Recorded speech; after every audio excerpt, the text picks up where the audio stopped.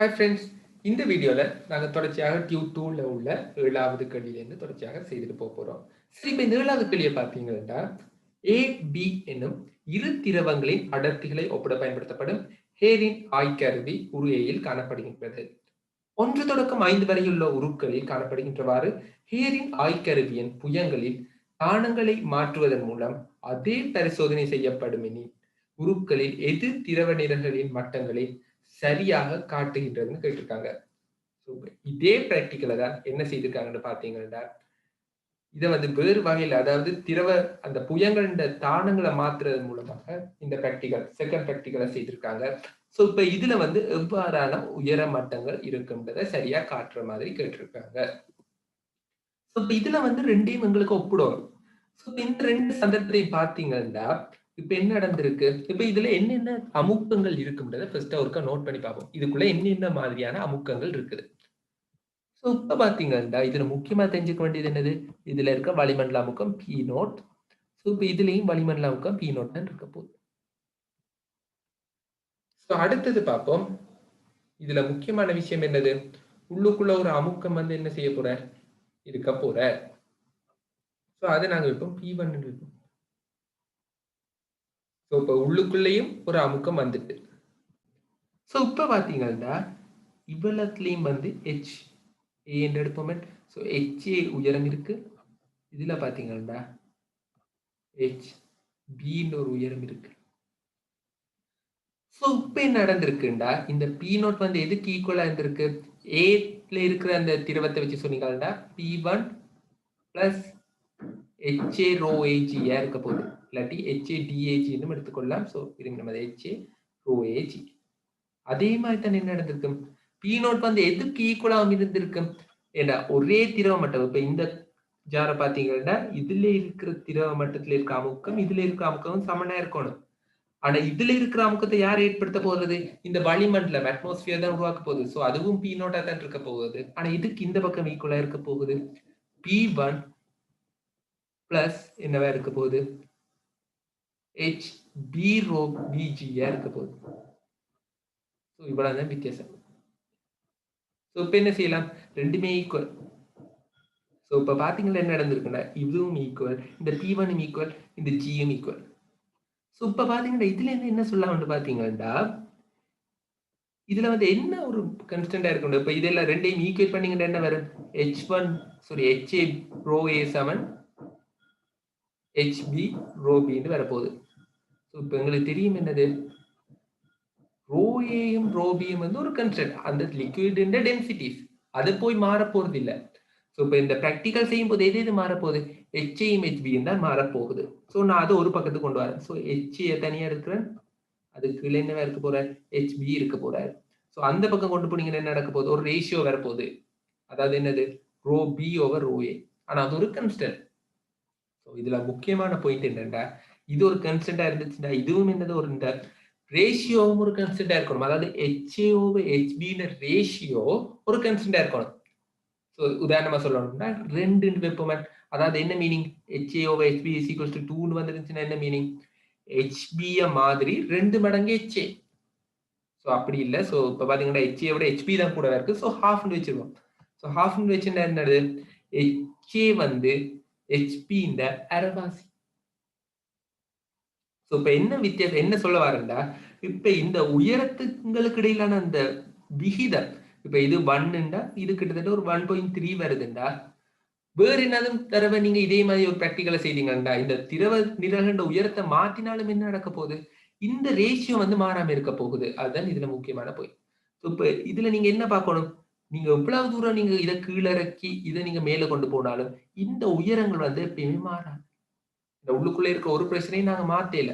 அதே மாதிரி வளிமண்டல அமுக்கம், இப்ப நீங்க இந்த ஜாரை நீங்க மேல கொண்டு போனா வளிமண்டல அமுக்கம் மாறாது. ஒரு மிக மிக குறுகிய மாற்றம் இருக்கும். அது எங்களுக்கு கணக்குலயே நாங்க பார்க்க தேவையில்லை. அதாவது இந்த ஜாரை நீங்க மேல எடுத்துட்டு போனீங்கன்னா என்ன நடக்க போகுது இல்லை, அந்த வழியால ஏற்படுத்தப்படுற அமுக்கத்தை உங்களுக்கு அந்த வித்தியாசத்தை எங்களால அவதானிக்கலாம், மிக மிக சிறியது. ஸோ அதை நாங்க விட்டுடலாம்.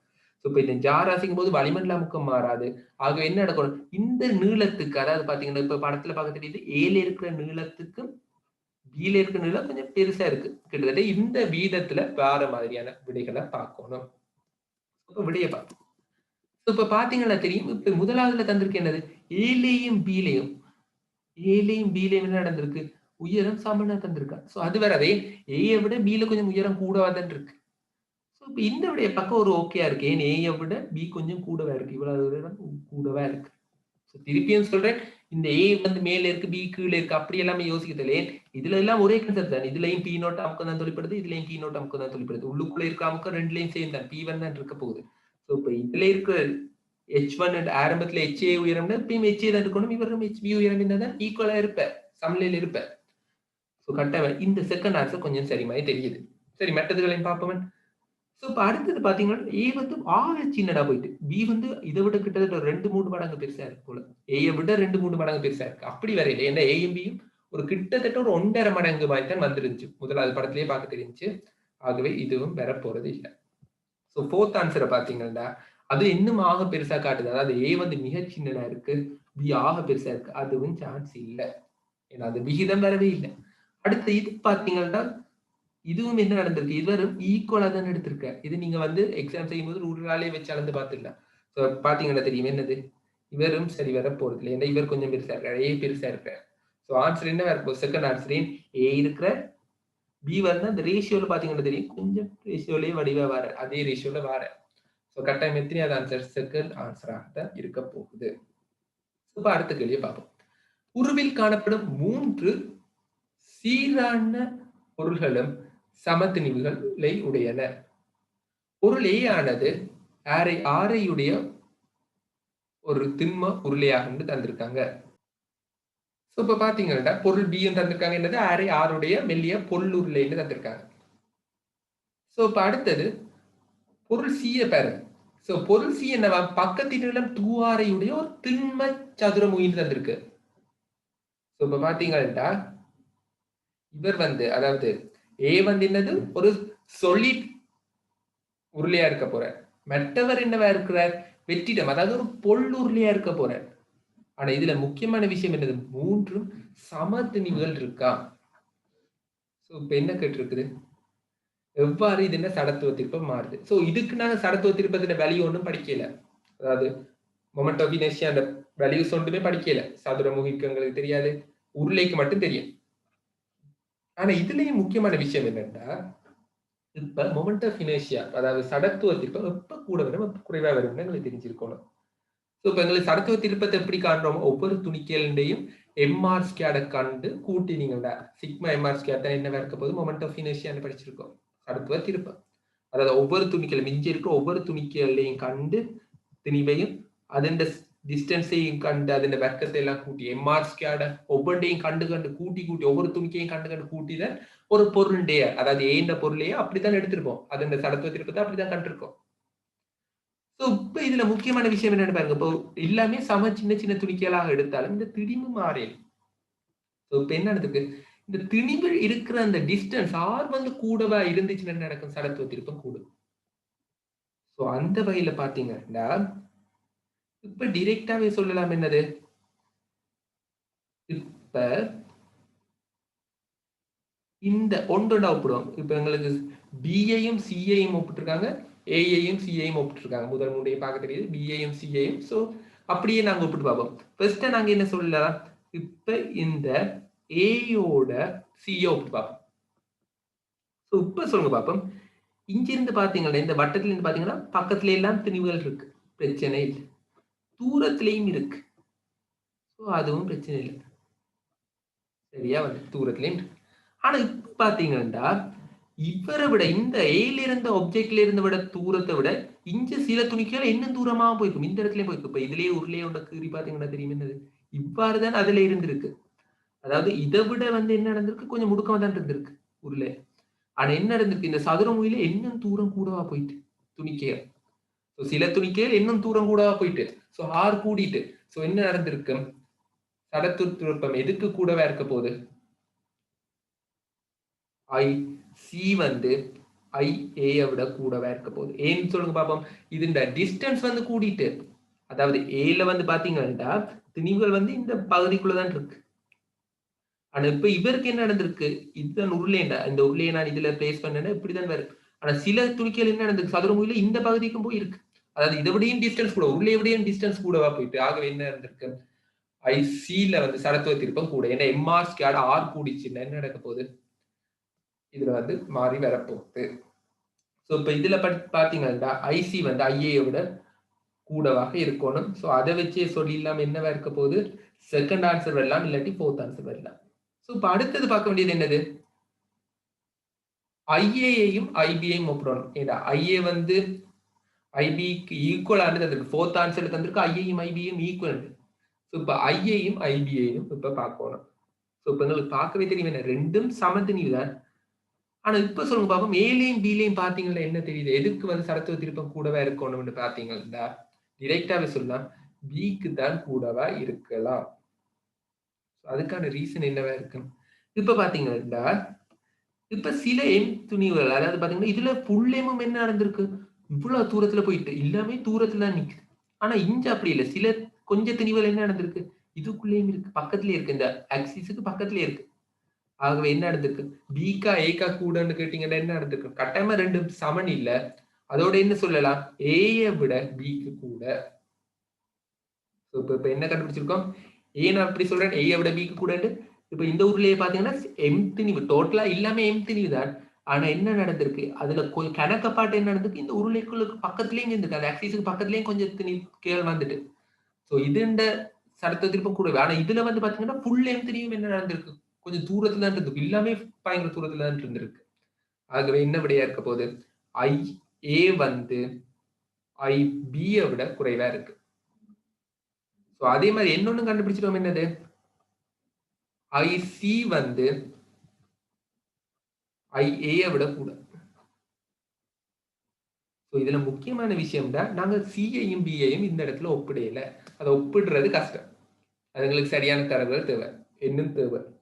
இப்ப இந்த ரெண்டையும் கண்டுபிடிச்சிட்டோம். சோ இந்த ரெண்டையும் வச்சு இந்த ஆன்சர்ல எது பொறுத்ததுன்னு பாத்தீங்கன்னா உங்களுக்கு தெரியும், டிரெக்டாவே செகண்ட் ஆன்சர். சோ இப்படியான கேள்வி வரும்போது ஆக குழம்பு தேவையில்லை. இப்ப பியையும் சியையும் ஒப்பிடணும்னு போய் அடம் பிடிக்கிறது இல்லை. ஏன்னு பாத்தீங்கன்னா அவன் ஆன்சரை வடிவா தருவான். இப்ப இந்த ஆன்சர்ல பாத்தீங்கன்னா என்னென்ன தந்திருக்கான், அப்படி உங்களை குழப்புற மாதிரி ஒரு ஆன்சரும் தெரியல, உங்களுக்கு தெரிஞ்சதுகளை வச்சு ஒப்பிடக்கூடிய மாதிரி தான் அவன் தந்திருக்கான். சோ எத்தனையாவது ஆன்சர் இருக்க போகுது, செகண்ட் ஆன்சராக இருக்க போகுது. இப்ப அடுத்த கேள்வியை பார்ப்போம். தனது மையத்துக்கூடாக செல்லும் நிலைக்குத்து அச்சை பற்றி சுழலக்கூடிய கிடையான வட்ட வடிவ மேசை ஒன்றின் மீது சிறிய திணிவு ஒன்று வைக்கப்பட்டுள்ளது. இம்மேசையின் கோணபகம் ஒமேகா ஆகும். இத்திணிவு நழுவ ஆரம்பிக்கின்றது. இத்திணிவினது மேசையின் மையத்தில் இருந்தான தூரம் இரட்டிக்கப்படி இத்திணிவானது நழுவ ஆரம்பிப்பதற்கு தேவையான இழிவு கோணபகம் என்று கேட்டிருக்கு. சோ இப்ப இந்த கேஸ்ல என்ன நடக்குதுன்னு பார்ப்போம். சோ இப்ப இதுல வந்து ஒரு சுழலக்கூடிய ஒரு அதன் அச்சை பற்றி சுழலக்கூடிய ஒரு தட்டி இருக்கு, மேசை ஒன்று இருக்கு, டேபிள் ஒன்று இருக்கு, அதன் ஆக்சிஸை பற்றி ரொட்டேட் பண்ணக்கூடியதா இருக்கு. சோ இப்ப என்ன நடந்திருக்குண்டா, அதுல வந்து நாங்க ஒரு சின்ன ஒரு திணிவை மேஸ் ஒன்றை வைக்கிறோம். சோ இப்போ ஒரு ரொட்டேட் அடையக்கூடிய ஒரு ரொட்டேஷனல் டேபிள் இருக்கு, அதுல என்ன நடக்கிற ஒரு மேஸை கொண்டு வந்து நான் இங்க வைக்கிறேன். சோ இப்ப இவர் சுத்த வெளிக்கிற என்ன நடக்க போகுது, இவரும் என்ன செய்வார், சுத்த தொடங்க போற. சோ இப்ப இவர் சுத்தணும்னு எங்களுக்கு தெரியும் என்னவா இருக்க போகுது, கட்டாயமா இவர் சுத்தணும்டா மையத்தை நோக்கி இவருக்கு ஒரு ஃபோர்ஸ் தேவை. இவர் சுத்தி வரணும்னா மையத்தை நோக்கி ஒரு ஃபோர்ஸ் தேவை. சோ அந்த ஃபோர்ஸ் என்னவா இருக்கு, கட்டாயம் என்னவா இருக்க போகுது, ஃபிரிக்ஷன் ஃபோர்ஸ். இந்த டேபிளால இவருக்கு ஒரு ஃபிரிக்ஷன் ஃபோர்ஸ் இவ்வாறு கிடைக்க போகுது, மையத்தை நோக்கி ஒரு ஃபிரிக்ஷன் ஃபோர்ஸ் கிடைக்கும். அப்படி ஃபிரிக்ஷன் ஃபோர்ஸ் இருந்தா தான், அதாவது சென்ட்ரல் நோக்கி ஒரு சென்டிமீட்டர் ஃபோர்ஸ் இருந்தா தான் என்ன நடக்கும், இவர் வந்து வட்டப்பாதையில சுத்தலாம். சோ இப்ப சொல்லுங்க பாப்போம், அந்த ஃபிரிக்ஷன் ஃபோர்ஸ் கூட கூட என்ன நடக்கும், அதாவது இவர்ட்ட ரொட்டேஷனல் ஆங்குலர் வெலாசிட்டி கோணவேகம் கூடுதுண்டா, கோணவேகம் கூட கூட என்ன நடக்கும், இவர்ட்ட ஃபிரிக்ஷன் ஃபோர்ஸ், அதாவது இதை சுத்துறதுக்கு தேவையான அந்த சென்டிமீட்டர் ஃபோர்ஸ் மைய நோக்கு விசை கூடிட்டே போகும். ஏன்னா எங்களுக்கு ஈக்குவேஷன் தெரியும், மைய நோக்கு விசைக்கு M omega square R. So இப்ப ஒமேகா கூட கூட இப்ப வேகத்தை கூட்ட கூட்ட என்ன நடக்க போகுது, தச்சில நழுவ பார்ப்பேன். அந்த தேவையான விசை இல்லாட்டி அவர் என்ன செய்வார், டேபிள்ல இருந்து அப்படியே வீசப்பட போறார். ஏண்டா அவர் வட்டப்பாதையில போகணும்னா அவருக்கு அந்த தேவையான விசை தேவை. இப்போ ஒமேகா ஸ்பீடோட போகணும்னா ஆர்ஆர்ல இருந்து கொண்டு, ரேடியஸ்ல இருந்து கொண்டு எவ்வளவு ஃபோர்ஸ் தேவை, M omega square R. So இப்ப இந்த எம் ஒமேகா ஸ்கொயர் ஆர் வந்து இந்த ஃபிரிக்ஷன் ஃபோர்ஸால கொடுக்க முடியாம போன என்ன நடக்கும், அவரால் நிக்கல, அந்த ரேடியஸ்ல சுத்தி வரையலாது. ஒரு வட்ட பாதையில போயில சர்க்குலர் மோஷன் ஆற்றே இல்லாது. சோ என்ன நடப்பார், அவர் விலத்தி போவார், வெளியில போவார் வட்டத்துல இருந்து. சோ அதுதான் நழுவ ஆரம்பிக்கிறது தான் இருக்கு. சோ இப்ப இதுல நாங்க பார்த்தோம்னா இந்த ஃபிரிக்ஷன் ஃபோர்ஸ் மேக்ஸிமம் உங்களுக்கு தெரியும் என்னது, F is equals to F maximum வந்து mu into R தான் இருக்க போகுது. சோ அது கட்டாயம் என்ன நடந்திருக்கு, ஒரு மாறாத பெருமானமா இருக்கும். ஏன் இப்போ ஒரு திணிவை வந்து நாங்க தூக்கி வேறொரு இடத்துல வச்சாலும் அதுல தொழிற்படக்கூடிய maximum friction force limiting friction என்னவா இருக்க போகுது, mu into R தான்.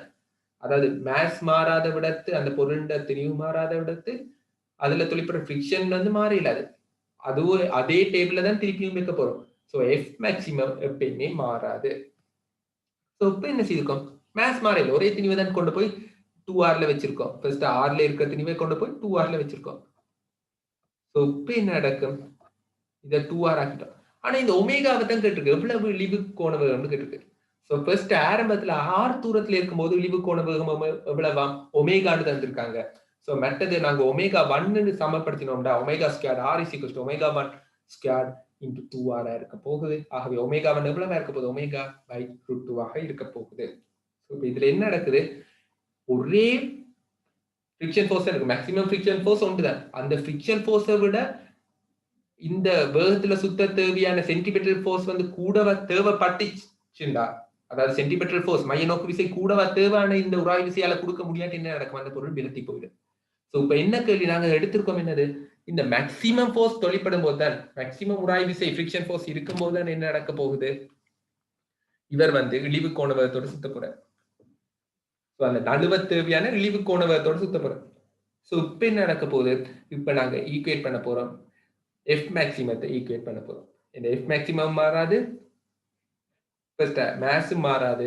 ஆனா இப்ப என்ன செய்யறோம், 6 2 மடங்கு ஆக்கினோம்னா ஒமேகா எவ்வளவு ஆக போகுது, ஒமேகாவை √2 ஆக போகுது. சோ இப்ப அடுத்த கேள்வியை பார்ப்போம்.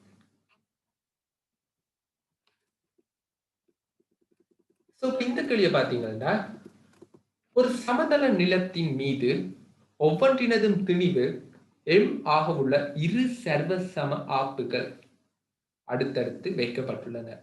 உருவில் காணப்படுகின்றவாறு திணிவு கேபிட்டல் எம்ஐயுடைய ஒரு சதுரமுகி மேல ஒரு சதுரமுகியை வச்சிருக்காங்க. சதுரமுகிக்கும் ஆப்புகளுக்கும் இடையே உராய்வு இல்லைன்னு சொல்லியிருக்காங்க. சோ இந்த கேபிட்டல் எம்முக்கும் சிம்பிள் எம்முக்கும் இடையில ஃபிரிக்ஷன் இல்லையா. சோ அதே மாதிரி என்னோட தந்திருக்காங்க, ஆப்புகளும் நிலத்திற்கும் இடையே உள்ள நிலையியல் உராய்வு குணகம் மியூன்னு தந்திருக்காங்க. சோ இப்ப கேட்கிறாங்க என்ன, இந்த ஆப்புக்களை அசைக்காம வச்சிருக்காங்க, முக்கோண வடிவில் இருக்க அந்த சிம்பிள் எம் அசையாம இருக்கணும்டா எம்ன்ற மேக்சிமம் வேல்யூ என்ன, அதாவது எவ்வளவு எம் நீங்க கூட்ட கூட்ட மேக்சிமம் எவ்வளவு எம் மட்டும் நீங்க கொண்டு போகலாம் இந்த ஆப்பு வந்து மூவ் பண்ணாம இருக்கிற மாதிரி. சோ அதான் கேள்வி. சோ இப்ப இதுல முக்கியமான விஷயம் என்ன, இப்ப பாத்தீங்கன்னா என்ன பாடத்துல இருந்து எந்த செக்ஷன்ல இருந்து வந்திருக்குன்னு பாத்தீங்கன்னா ஃபோர்சஸ். சோ நான் ஏற்கனவே சொல்லிக்கிறேன், ஃபோர்சஸ் தொடர்பாக வரும்போது என்ன செய்யலாம், ஈஸியா நீங்க செய்யணும்னா ஃபர்ஸ்டா செய்ய வேண்டிய வழி என்னது, எந்த அளவுக்கு ஃபோர்சஸை குறிச்சிடணும், இந்த படத்துல குறிச்சிடுவோம். ஸோ இப்போ பார்த்தீங்கன்னா இப்போ ஒரு கேபிட்டல் எம் திணிவு இருக்குன்னா கட்டாயம் உங்களுக்கு தெரிஞ்சது என்னது, இப்படி ஒரு எம்ஜின ஃபோர்ஸ் இருக்க போகுது, இதுல வந்து எம்ஜின ஒரு ஃபோர்ஸ் இருக்க போகுது, இதுகளை வெள்ளனா குறிச்சிடலாம். இதுதான் நீங்க ஃபர்ஸ்டா செய்யக்கூடிய விஷயம், எம்ஜின ஒரு ஃபோர்ஸை குறிச்சிடலாம். ஸோ இப்போ அடுத்தது பார்ப்போம், கட்டாயம் என்ன நடக்க போகுது, இந்த ஆப்ஜெக்டை நீங்க எப்படி வச்சீங்கன்னா இவர் வந்து இந்த ஒரு பாயிண்ட்ல தான் தொட போறார். ஸோ கட்டாயம் என்ன நடக்க போகுது, ஒரு மறுதாக்க விசை இருக்க போகுது. ஏன்னா அந்த திணிவை வந்து இவரை பிடிச்சு அமர்த்துற. ஸோ கட்டாயம் என்ன நடக்க போகுது, கேபிட்டல் எம்முக்கு ஒரு ஃபோர்ஸை வந்து கொடுக்கும், இந்த சிம்பிளே ஆப்பு கொடுக்க போகுது. ஸோ இப்போ நீங்க பாத்தீங்கன்னா கேபிட்டல் ஆர் இருக்க போகுது. ஸோ அதுக்கு சமனளவான ஃபோர்ஸ் எங்க கிடைக்கும், திருப்பி இவருக்கு கிடைக்கும். நியூட்டனோட தேர்ட் லா என்ன சொல்லுது, ஒரு பொருள் வந்து இன்னொரு பொருளுக்கு விசையை கொடுச்சுன்னா அந்த பெர்மனன்ட்ல சமனானதும் திசையில எதிரானதுமான ஒரு விசை வந்து கிடைக்கும். ஸோ அதை வந்து மற்ற பொருள் அனுபவிக்கும். ஸோ இப்போ பாத்தீங்கன்னா டிரெக்ஷன் வேற வேற பொருள், ஆனா ஒரே பெர்மனன்ட் கேபிட்டல் ஆர் தான் குறிச்சிருக்கேன். அதை விட இன்னொரு ஃபோர்ஸ் இருக்க போது என்னது, ஃபிரிக்ஷன் ஃபோர்ஸ். இந்த ஃபோர்ஸ் ஓகே தளத்தால வழங்கப்படுறது அது இருக்க போகுது ஆர். அதை விட முக்கியமான விஷயம் ஃபிரிக்ஷன் ஃபோர்ஸ் இருக்க போகுது. ஸோ இதுலயும் முக்கியமான விஷயம் ஃபிரிக்ஷன் ஃபோர்ஸ் எந்த டிரெக்ஷன்ல தொழிற்படும், இந்த பக்கமா தொழிற்படும், இந்த குற்றிக்கு மட்டும், அதாவது சிம்பிள் எம்ல இந்த சைட்ல இருக்க சிம்பிள் எம்க்கு மட்டும் தான் பயன்படுத்துறேன், ஒன்றுக்கு பயன்படுத்தினாலே காணுமே இருக்கு. இப்ப பாத்தீங்கன்னா இந்த இடத்துல ஏன் இவ்வாறு ஃபிரிக்ஷனை குறிச்சிருக்கேன்னு சொல்லுங்க பார்ப்போம். இப்ப இந்த குற்றிக்கு வந்து என்ன நடந்திருக்கு, இந்த சிம்பிள் எம்க்கு என்ன நடந்திருக்கு, இவ்வாறு இந்த டிரெக்ஷன்ல ஃபோர்ஸ் கிடைக்கும், அதாவது டுவர்ட்ஸ் லெஃப்ட்.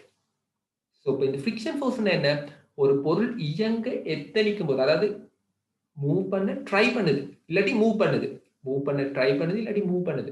ஸோ இவ்வாறு நடக்கும்போது என்ன செய்யும், அதை நிப்பாட்டணும்னு சர்ஃபேஸ் நினைச்சு சர்ஃபேஸ் என்ன செய்யுமா, அதை எதிர்க்கிற மாதிரி ஒரு ஃபோர்ஸ் கொடுக்கும். ஸோ இப்போ இவர் என்ன செய்வார், லெஃப்ட் சைடா ஒரு ஃபோர்ஸை கொடுக்குறார்.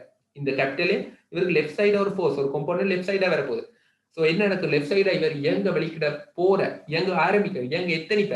ஸோ என்ன செய்வார், இந்த சர்ஃபேஸ் என்ன செய்யும், இவர் போகக்கூடாது பிடிச்சு தள்ளு. இதுதான் ஒரு கேபிட்டல். அது என்ன சைடா இருக்கும், ரைட் பேர்ட்டா இருக்க போகுது. ஸோ அதை குறிச்சாச்சு. ஸோ இப்போ ஃபோர்ஸஸை குறிச்சாச்சு. ஸோ ஃபோர்ஸஸ் குறிச்ச பிறகு அடுத்த வேலை என்னது, நான் ஏற்கனவே சொன்ன மாதிரி இப்போ பேச்சு சமநிலையை பார்க்க போறோம். ஸோ அதாவது விசைகளை கூறு பிரித்து சமப்படுத்துறது. இல்லாட்டி என்ன செய்வோம், சுழற்சி சமநிலை ரொட்டேஷனல் மோஷனை பார்ப்போம், ரொட்டேஷனல் மோஷன் ஈக்குலிபிரியத்தை.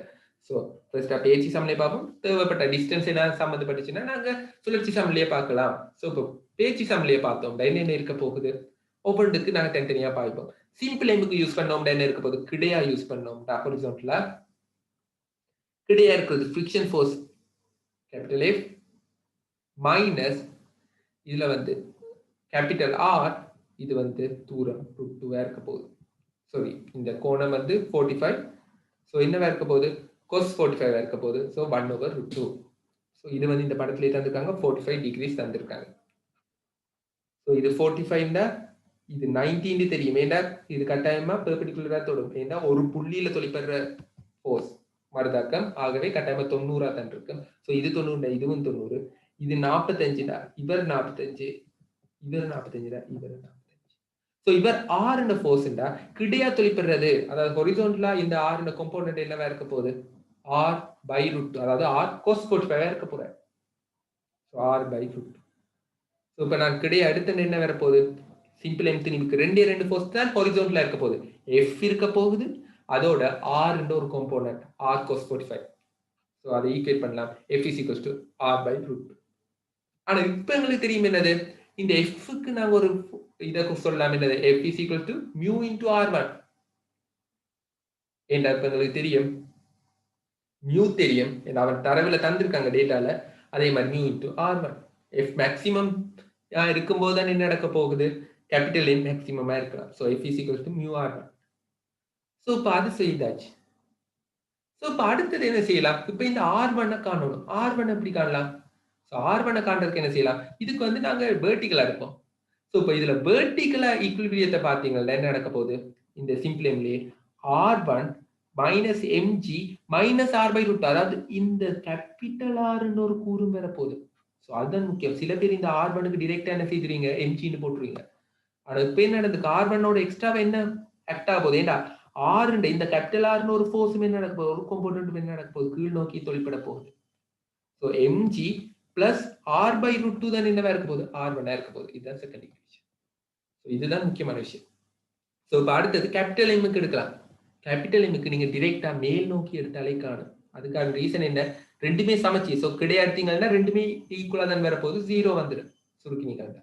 ஸோ நீங்க மேல் நோக்கி எடுத்தீங்கன்னா என்ன வரப்போகுது, இங்க இதால கிடைக்கிற ஒரு ஆர் ஃபோர்ஸ், இதால கிடைக்கிற ஆர் ஃபோர்ஸ் ரெண்டுமே ஈக்குவல் எடுத்துக்கோங்க, ரெண்டுமே சமச்சி. ஸோ இப்போ ஆர் என்ன கூறா இருக்க போகுது, இது வந்து கட்டாயமா 45 டிகிரி.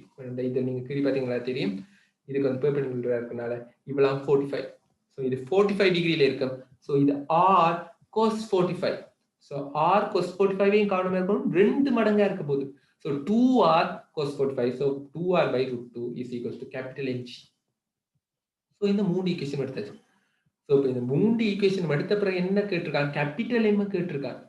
ஸோ கேபிட்டல் எம் தேவை, எது தேவையில்லை, r1 தேவையில்லை, r தேவையில்லை. ஸோ அதை எப்படி கேன்சல் பண்றது, அதை தான் நீங்க யோசிக்கணும். ஸோ இப்போ ஒன்னொன்னு கேன்சல் பண்ணலாம். இப்போ ஃபர்ஸ்ட் 2 ஈக்குவேஷன் எடுத்தா என்ன செய்யலாம், இந்த r1 கேன்சல் பண்ணலாம். ஏன்னா வேற இடத்துல தேர்ட் ஈக்குவேஷன்ல r1 இல்ல, 3லயும் r இருக்கு, அது வேற விஷயம். ஸோ அதை கேன்சல் பண்றதுதான் கவனமா இருக்கணும். 2ல தான் r1 இருக்கு. ஸோ ரெண்டையும் கம்பைன் பண்ணி இந்த r1 இல்லாம செய்யலாம். ஸோ அதை நீங்க கம்பைன் பண்ணீங்கன்னா இவ்வாறு வரும். r1க்கு பதிலாக என்ன போடலாம், r/√2 மியூன்னு பாவிக்கலாம். ஸோ mg பிளஸ் r√2 இருக்க போகுது. ஸோ இப்போ அடுத்தது என்ன செய்யணும், இப்போ இதை எடுத்தாச்சு. ஸோ இனி என்ன செய்யணும், இந்த r√2 இந்த இனி r தேவையில்லை. ஸோ இந்த R√2 பதில் என்ன போடலாம்? mg/2 நீங்க சிம்பிளிஃபை பண்ணலாம். ஸோ போட்டு சுருக்கிங்கன்னா என்ன ஆன்சர் வரும்? m = 2m/1 - μ வரும். ஸோ இது கொஞ்சம் சிம்பிளிஃபை பண்ண கஷ்டமா இருக்கும். ஆனா ஐடியாஸை வச்சு சிம்பிளிஃபை பண்ணுங்க. 3 ஈக்குவேஷன் இருக்கு. அதுல R1 2 இடத்துல இருக்கு. ஸோ R1 ஃபர்ஸ்டா நீங்க கம்பைன் பண்ணிட்டீங்கன்னா R1 இல்லாம போயிடும். அதுக்கு பிறகு R நீங்க இல்லாம செய்துடலாம். ஸோ இப்போ நாங்க இந்த வீடியோல டியூட் 2ல இருக்க அனைத்து கேள்விகளையும் முடிச்சாச்சு. ஸோ அடுத்த டியூட்ஸான விடைகளை அடுத்த வீடியோஸ்ல டிஸ்கஸ் பண்ணலாம்.